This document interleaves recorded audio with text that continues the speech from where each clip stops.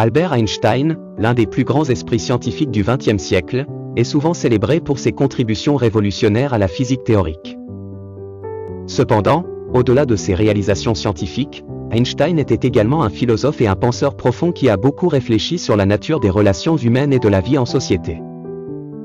Une de ses citations célèbres, « Je vis dans cette solitude qui est douloureuse en jeunesse, mais délicieuse dans les années de maturité », reflète sa perspective unique sur l'importance de la solitude et des relations limitées. Dans cette analyse, nous explorerons pourquoi ne pas avoir beaucoup d'amis peut être perçu non seulement comme une bonne chose mais aussi comme une condition propice à la croissance personnelle, à la créativité et au bonheur. Numéro 1. La profondeur des relations. L'une des principales raisons pour lesquelles avoir peu d'amis peut être avantageux réside dans la profondeur des relations que l'on peut cultiver. Albert Einstein croyait en l'importance des relations significatives plutôt qu'en la quantité. Des relations moins nombreuses mais plus profondes permettent de développer un niveau de compréhension et de confiance mutuelle inatteignable dans des relations superficielles. Imaginez un scientifique qui travaille avec une équipe restreinte mais extrêmement cohésive et soudée. Les membres de cette équipe peuvent se comprendre implicitement et collaborer de manière plus efficace, poussant chacun à des hauteurs plus grandes que s'ils travaillaient avec un groupe plus grand et moins intimement lié.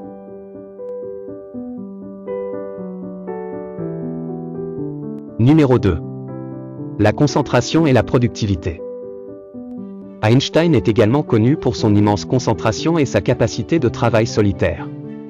Avec moins de distractions sociales et moins de temps passé à entretenir un réseau social large, une personne peut se concentrer davantage sur ses objectifs personnels et professionnels. La théorie de la relativité, l'une des réalisations les plus notables d'Einstein, a été développée dans une relative solitude.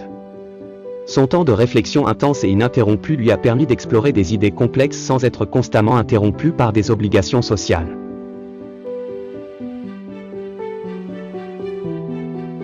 Numéro 3. La richesse de la solitude. La solitude peut être une source immense de richesse intérieure et de créativité. Einstein lui-même a passé de nombreuses heures seul, à réfléchir profondément et à laisser son esprit explorer librement. Cette capacité à être à l'aise avec soi-même et à trouver de l'inspiration dans la solitude est souvent négligée dans notre société hyper-connectée. De nombreux artistes, écrivains et scientifiques ont produit leur meilleur travail dans des périodes de solitude profonde.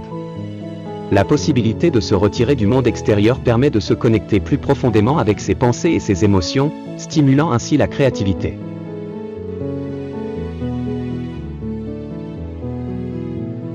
Albert Einstein nous enseigne que ne pas avoir beaucoup d'amis peut être une bénédiction déguisée. En privilégiant des relations profondes, en augmentant notre concentration et notre productivité, et en trouvant de la richesse dans la solitude, nous pouvons atteindre des niveaux de réalisation personnelle et professionnelle plus élevés. La clé est de comprendre que la qualité des relations est souvent beaucoup plus précieuse que la quantité. Ainsi, choisir de limiter ses amitiés peut en réalité enrichir notre vie de manière significative.